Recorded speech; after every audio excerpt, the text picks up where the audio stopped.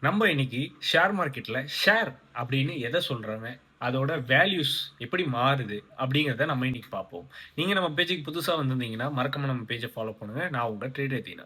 நீங்க ஒரு கம்பெனில ஷேர் வாங்குறீங்க அப்படின்னா, அது வந்து இந்த தெரியிற நம்பர்ஸ்ல வராது. நீங்க வந்து அந்த கம்பெனியோட ஒரு ஓனர்ஷிப்ப நீங்க வாங்குறீங்கன்னு அர்த்தம். ஒவ்வொரு கம்பெனியுமே வளரணும்னா அவங்களுக்கு பணம் தேவைப்படும். ஸோ, அதனால அவங்க ஷேர்ஸ மார்க்கெட்ல டிவைட் பண்ணி விடுவாங்க. ஸோ, அந்த ஷேர்ஸ இப்ப நம்ம வாங்கணும் அப்படின்னா, நம்மளும் ஒரு சின்ன பார்ட்னர். சிம்பிளா சொல்லணும்னா, அந்த ஸ்டாக்க நம்ம வாங்கியிருக்கோம் அப்படின்னா, இப்ப அந்த ஸ்டாக் வந்தோட வேல்யூ ஏறுனுச்சு அப்படின்னா, நம்ம வச்சிருக்கிற ஸ்டாக்கோட வேல்யூவும் ஏறும். இப்ப அந்த ஸ்டாக்கோட வேல்யூ குறைஞ்சுச்சு அப்படின்னா, நம்ம வச்சிருக்கிற ஸ்டாக்கோட வேல்யூவும் குறையும். எப்படி ஏறுது, இறங்குதுன்னு பார்த்தீங்கன்னா, இது வந்து அந்த மார்க்கெட்டோட சப்ளை, டிமாண்ட் அதுக்கப்புறம் அந்த கம்பெனியோட பெர்ஃபார்மன்ஸ பேஸ் பண்ணி, நம்ம வச்சிருக்கிற ஸ்டாக்கோட வேல்யூ வந்து இன்கிரீஸ் ஆகும், டிக்ரீஸ் ஆகும்.